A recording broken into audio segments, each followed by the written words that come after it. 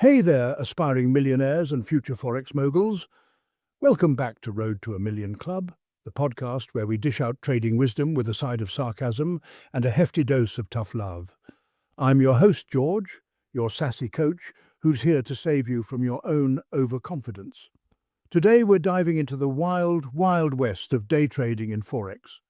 You know, that fantasy where you think you can turn your coffee money into a yacht by clicking buttons faster than a caffeinated squirrel. Spoiler alert, it's not that simple. Picture yourself at a casino feeling like a high roller, making trades left and right, only to realize the house, aka your broker, is raking in the cash while you're left with pocket lint. I've seen it all, folks. I once knew a guy, let's call him Chad, who thought he could scalp his way to millions with a $50 account. Chad's now selling motivational quotes on X, and his trading account? Well, it's a sad little memory. But don't worry, by the end of this episode, you'll have the tools to avoid becoming the next Chad. We're talking leverage, transaction costs, market movers, strategies, and the mental gymnastics of day trading. So, grab a drink, coffee, whiskey, whatever keeps you sane, and let's get started. All right, let's kick things off with the biggest lie in day trading. More trades equal more profits. It's like thinking you'll get ripped by doing 1,000 push-ups with terrible form. Sure, you're sweating, but you're also probably hurting yourself. In Forex, taking a ton of tiny trades might make you feel like a Wall Street hotshot, but it's often a one-way ticket to Brokeville. Why? Because every trade comes with a price tag, spreads, commissions, and the occasional existential crisis. It's like trying to fill a bucket with water, but the bucket's got more holes than a bad rom-com plot. The more you trade, the more your broker sips from your profits like a vampire at a blood bank. Let me tell you about my buddy Mike. Mike was convinced he was the next Gordon Gekko because he could make 20 trades a day, each aiming for a measly one, 2 pips. He was glued to his screen, eyes bloodshot, living on energy drinks and dreams.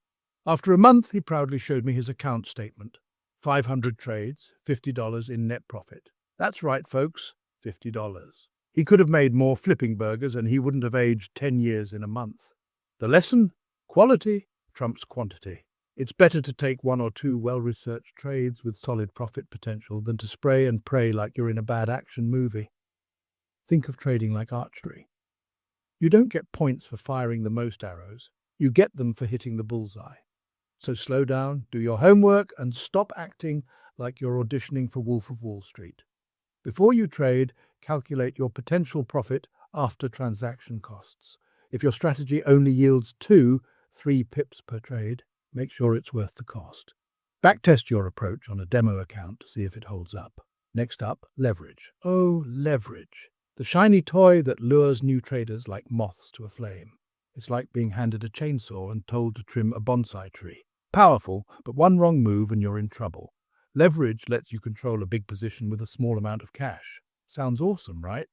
With 100 to 1 leverage, your $1,000 can control $100,000 in the market. A 1% move in your favor, boom, you double your money. But a 1% move against you, say goodbye to your account and hello to a long, hard look in the mirror. I'll let you in on a little secret from my early days. I once thought leverage was my ticket to the big leagues. I maxed it out on a trade, convinced I'd cracked the code. The market had other plans. It spiked against me, and my account went from hero to zero faster than you can say margin call. I was left arguing with my cat about who ate the last ramen packet. True story. So how do you use leverage without ending up in the poorhouse? First, understand it. Leverage amplifies both gains and losses. If you're new, stick to low leverage. Think 10 to 1 or less. It's like driving a sensible sedan instead of a Ferrari when you're still learning. Second, always use a stop loss. It's your seatbelt in this wild ride. And finally, make sure your account has enough cushion to handle market swings.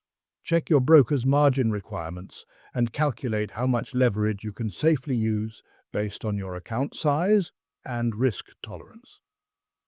Websites like Edge-Forex have great resources on leverage basics. Let's talk about transaction costs, the termites of your trading account. These are the fees you pay every time you trade, spreads, commissions, and sometimes taxes.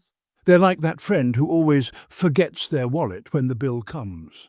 For example, if your broker charges a 1 pip spread on EUR USD, and you're aiming for a 2-pip profit, you're already giving away half your gains. Make 10 trades a day, and that's 10 pips in costs. Over a month, that's 200 pips, or $2,000 on a standard lot. Add commissions and you're basically working for your broker. Imagine you're running a lemonade stand, but every glass you sell costs you half the price in stand maintenance fees. You'd be out of business faster than a reality TV star's career. That's what transaction costs do to day traders who overtrade. I once coached a trader who didn't account for spreads. She was scalping like crazy, thinking she was killing it. When she finally tallied her net gains, she realized she'd paid her broker enough to fund a small vacation. Moral of the story? Always factor in costs. Shop around for brokers with tight spreads and low commissions. Sites like forexbrokers.com can help you compare. Also, consider trading on higher time frames where you aim for larger profits, making costs a smaller percentage of your gains. Now let's talk about what moves the markets in the short term. If you're a swing trader, you're all about big picture stuff, interest rates, GDP, geopolitics. But day trading, it's a different beast. You're playing in the sandbox of news releases, technical levels, and market sentiment. A surprise jobs report or a central bank announcement can send a currency pair spiking like it's auditioning for a Michael Bay movie. Technical levels like support and resistance are also huge. Break a key level and it's like opening the floodgates at a water park. You need to be on top of this stuff. Check the economic calendar daily. Sites like Forex Factory are gold for this. Know which events are high impact and how the market typically reacts. But don't try to trade every news event. That's like wrestling a raccoon. You might win, but you'll get scratched up. Technical analysis is your friend here. Learn to spot key levels, trends and patterns, and keep an eye on market sentiment. Are traders bullish or bearish? Is the market choppy or trending? These clues help you time your trades. Focus on 1 or 2 currency pairs and learn their behavior during your trading hours. Practice identifying high probability setups on a demo account before risking real money. Finally, let's talk strategies and psychology, because without these, you're just gambling with extra steps. First, strategies. Day trading isn't about throwing darts at a chart. You need a plan that works for small, quick price moves. Scalping, breakout trading, or momentum strategies are popular, but they're not one-size-fits-all. Backtest your strategy on a demo account to make sure it fits your style and the market conditions. Don't just copy some guru's system from an X post, example post. Test it yourself. What works for a crypto bro in a bull market might flop in Forex. Now, psychology. Day trading is like running a marathon while juggling flaming torches. The pressure of quick decisions, constant market noise, and the emotional roller coaster of wins and losses can fry your brain. I've been there. Early in my career, I let a losing streak get to me.